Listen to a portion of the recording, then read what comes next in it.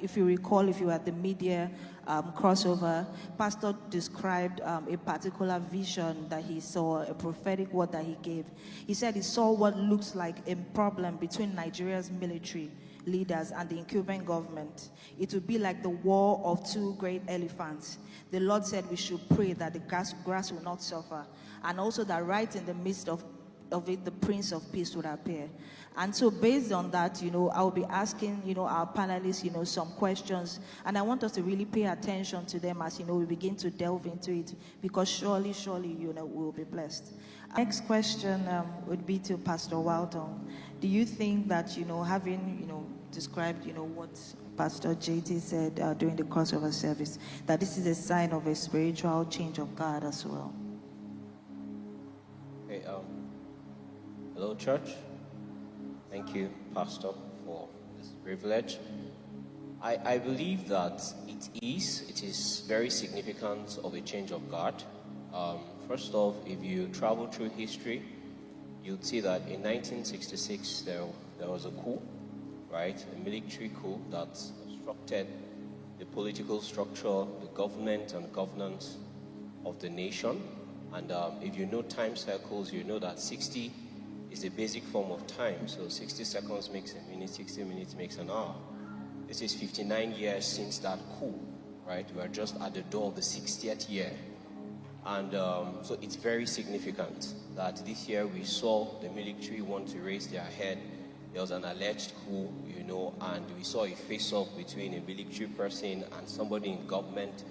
All of those things are signs. If you travel through history again, you know that there was a major outpouring of the Spirit in 1965 in Indonesia. It's one of the most major moves of God or revivals from Azusa Street Revival in 1906, which culminated in 60 years in 1965, 1966.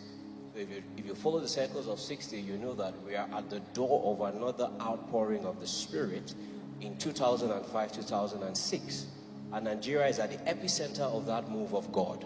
Right, so these things are not disjointed; they are entirely connected. Right, there is a change of God. There's a generational change of God.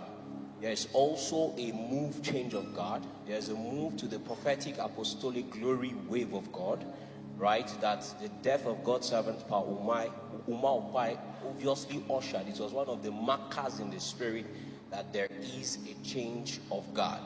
Right, so I believe that we are at the precipice of an outpouring of the Spirit and a major generational, political, and spiritual change of God. Oh, thank you very much, sir. Thank you. That was powerful. Thank you, sir. I would be reading out a prophetic word given by Pastor JT at the International New Wine Summit in August of this year.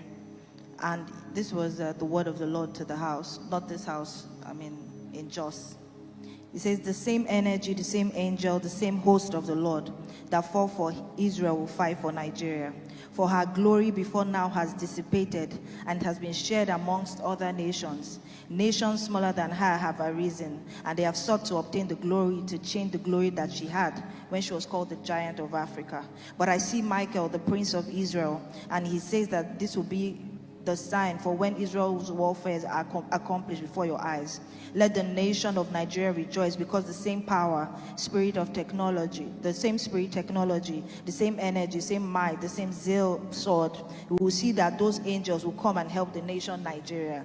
And things that we have read of in the European revivals, the visitation and the kind of technology, we will see that happen in Nigeria. And he said that he saw angels of wisdom and power being relocated through Israel to the nation of Nigeria. And he said, get ready to start understanding complex angelic ministry, because angels that have walked in distant lands and helped sages and men from distant past, he sees them coming. And on that premise, I will be asking some questions. Also, my next question is to Pastor Waltong. In that clip, we were told that there will be visitation, rise of men, and wisdom and power, relocating to Nigeria. Using any of the ones I listed, can you shed more light on, and examples of angelic assistance that that you have seen or read about, that have been read about, and then what was the role of revival in making that happen? Okay, thank you so much for that question. I believe that every major revolution that was experienced was triggered by revivals, because what revivals do is that revival reconnects the souls of men back to God. You know, there's that hunger for the Lord, so there's a closeness to the heart of God. So it makes the Lord to be able to release more things to people. People are able to tap into the frequency of God's wisdom for invention, for witty inventions. You know, the Martin Luther Reformation, for instance, was what led to the production of the printing press.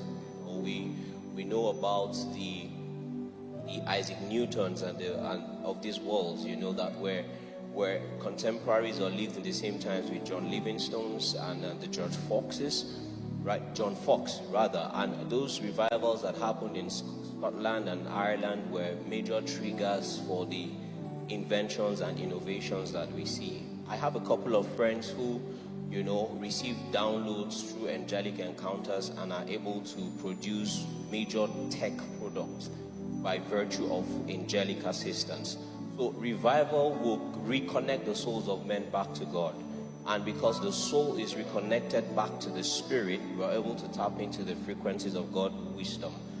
Every revival has to be accompanied by reformation. Revival touches the soul. Reformation touches the institutions, touches the systems, and then it triggers development in the territories. That is a threefold chord.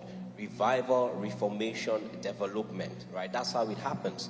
Because if the souls of men are not refined or revived, they won't be able to, you know, reform the system. So that's always the order. And I've seen it even in contemporary times, and you can trace through history, you're going to see a truckload of instances. Thank you so much, sir. Revival, birth, reformation. Unfortunately, we're out of time. I mean, there's so much, you know, we had to unpack. But I want to thank, you know, can I just give a, you know, wonderful, you know, round of applause to our panelists as they go back to their seats. Thank you so much, sir. Thank you so much. Thank you so much, sir.